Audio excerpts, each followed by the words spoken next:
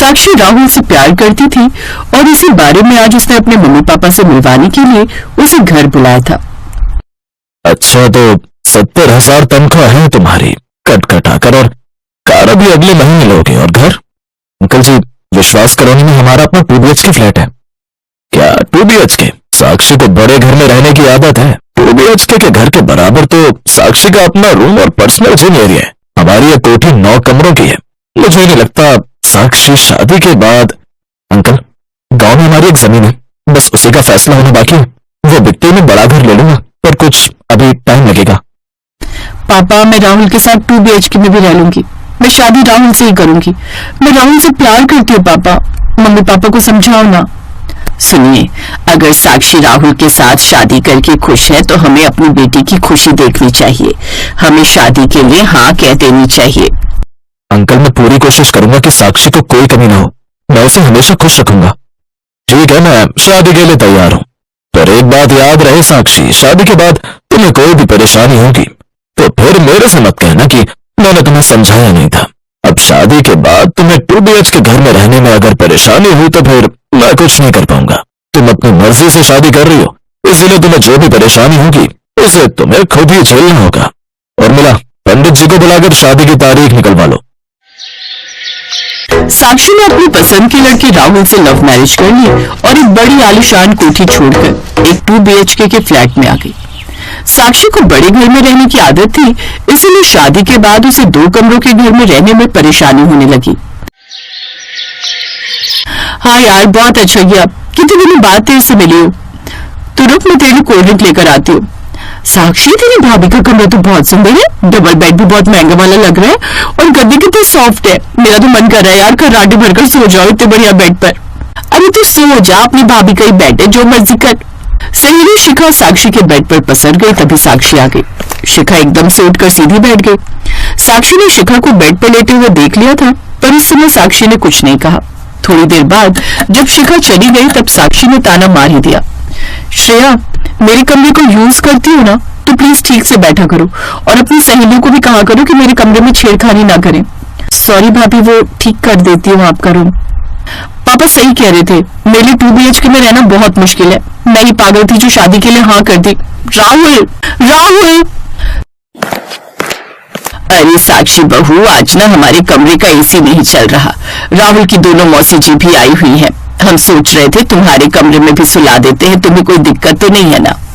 दिक्कत? नहीं, मुझे क्या दिक्कत होनी, सुला दीजिए। वैसे भी मुझे तो जब से इस घर में आई हूँ ऐसा लग ही नहीं रहा है कि मेरी नई नई शादी हुई है।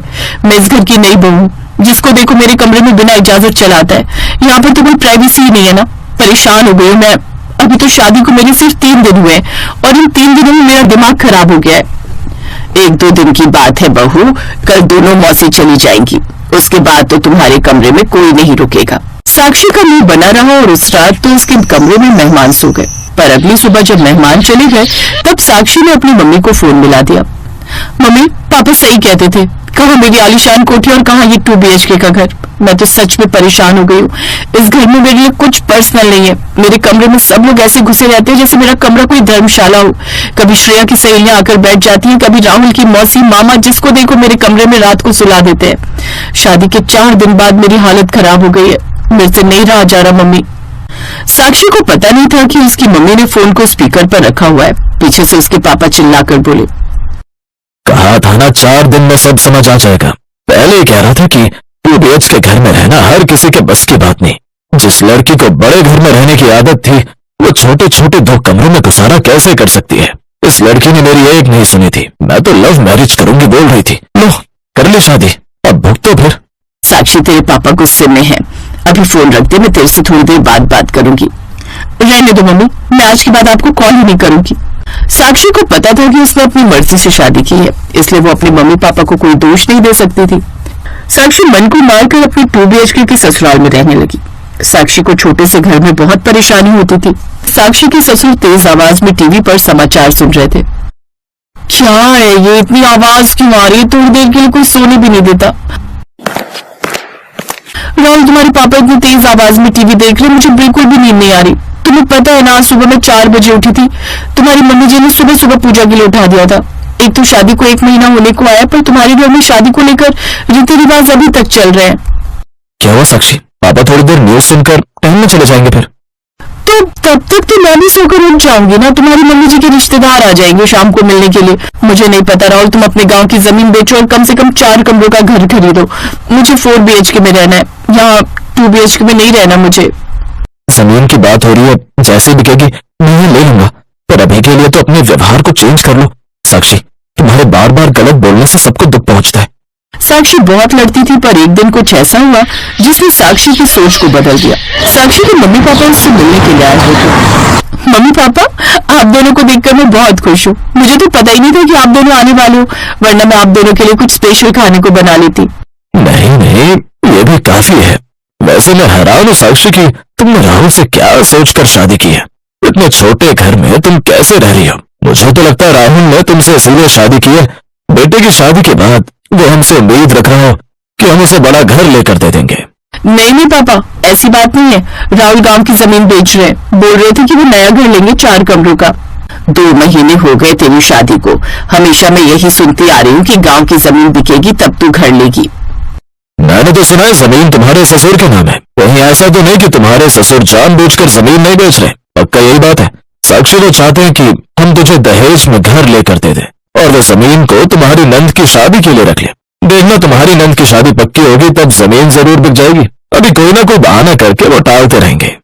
मैंने तो ये बात सोची ही नहीं थी। मुझे भी अब ऐसा ही लग रहा है पापा, क्या ये लोग इतने चालाक हो सकते हैं? मैंने तो इनके बारे में ऐसा कभी सोचा ही नहीं था। साक्षी के मम्मी पापा उसे भड़का कर चले गए। साक्षी को लग रहा था कि ऐसा ही कुछ होने वाला है, पर इसका उल्टा हुआ। साक्षी बहू, तैयार हो जाओ, हमें कहीं जाना है। नया 4 BHK घर देखने के लिए जाना है बहू। हमने तुम्हारे लिए मॉडल टाउन में 4 BHK फ्लैट देखा है। राहुल हमारा वहीं इंतजार कर रहा है। चलो अपना नया घर देखने के लिए। मैं कितनी गलत थी। ये सब तो मुझे कितना प्यार करते हैं। साक्षी बहुत खुश थी। उसके ससुराल वाले उसे बहुत प्यार करते थे, इसलिए अब साक्षी का 2 BHK का घर नहीं बल्कि 4 BHK घर था।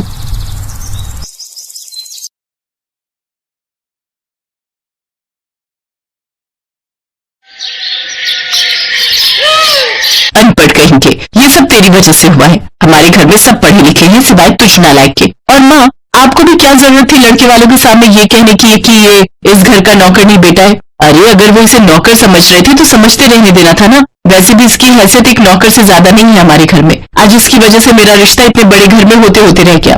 रश्मि बिल्कुल सही कह रही है माँ। अगली बार जब कोई रिश्ता आए तो इसे तो अलग ही रखना। हमारी ही गलती थी जो इसे लड़के वालों से मिलवा दिया। कमला के बच्चे अपने ही छोटे भाई को भला बुरा कह रहे थे और कमला चाहकर भी कुछ नहीं कह पाती। बेचारे सूरज को भी बहुत बुरा लगता है और वो रसोई में जाकर खूब रोता है और रोते रोते रसोई में ही सो जाता है, क्योंकि कपड़ों की तरह ही उसे घर में किसी ने कोई कमरा भी नहीं दिया था। क्या हुआ कमला? आखिर क्यों इतनी परेशान हो? अरे अपनी बेटी के लिए और भी रिश्ते आ जाएंगे। मैं उसके लिए नहीं, अपने बेटे सूरज के लिए परेशान हूँ। उसके अपने सगे भाई बहन उसके साथ नौकरों वाला व्यवहार करते हैं। लेकिन हमने उसे भी तो स्कूल में डाला था। लेकिन अगर वो आगे नहीं पढ़ा तो इसमें हमारी क्या गलती है?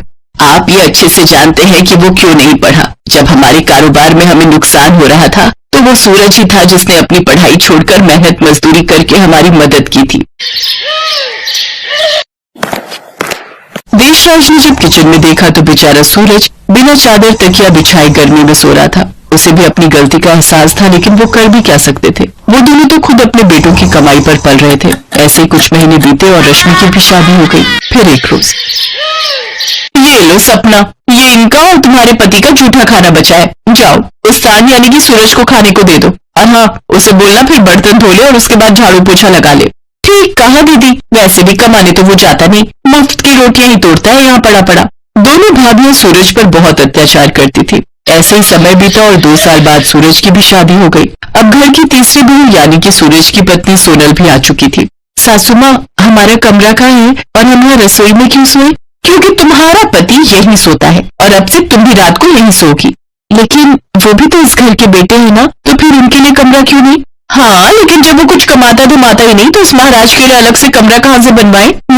सोनल को बहुत बुरा लगता है। अगले दिन वो अपने पति को घर में पोछा लगाते हुए देखती है तो पूछती है, जी आप ये सब क्यों कर रहे हैं? ये सब काम तो इस घर की औरतों का है।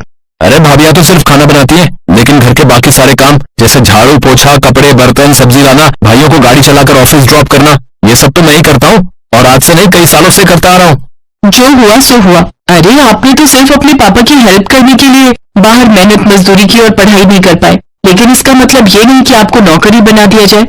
अब से आप घर का कोई काम नहीं करेंगे, अब से आप बाहर नौकरी करेंगे। सोनल का ये रूप देख दोनों भाभियां हैरान थी। अब सूरज भी बाहर जाकर कमाने लगा और सोनल ने घर संभाल लिया, साथ ही रसोई भी। ये सोनल, ये जो बासी खाना बचा है ये अपने पति के लिए रख दे, वो इसे खा लेता है। वो ये खाना आज के बाद नहीं खाएंगे। ये कहकर सोनल उस खाने को फेंक देती है। अब वो अपने पति को दूसरों का जूठा और बासी खाना नहीं बल्कि अपने हाथ से बनाया हुआ ताजा खाना खाने को देती।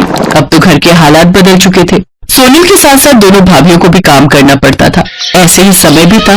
फिर एक रोज हमने फैसला कर लिया है कि अब इस घर में एक और फ्लोर बनेगा जिसमें मैं और सूरज ही रहेंगे। अब हम रसोई में नहीं रहेंगे। सूरज, तेरी बीवी का दिमाग खराब हो गया है क्या? उसे समझा, ऊपर कोई फ्लोर नहीं बनेगा।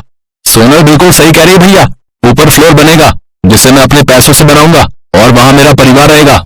सूरज बेटा बिल्कुल सही कहा, और वैसे भी ये घर मेरे नाम पर है और मेरा बेटा होने के नाते तेरा भी इस घर पर उतना ही हक है जितना तेरे दोनों भाइयों का। उनकी बातें सुनकर अब सब चुप हो गए। कुछ महीनों में ऊपर का फ्लोर तैयार हो गया जहां सोनल और सूरज रहने लगे। अब सूरज भी घर के राशन में बराबर पैसे देता है, जिससे अब सबकी बोलती बंद हो गई। सोनल ने अपने पति को नौकर से उस घर के बेटे का दर्जा दिलवा दिया। ये देख उसके सास ससुर अब बहुत खुश थे।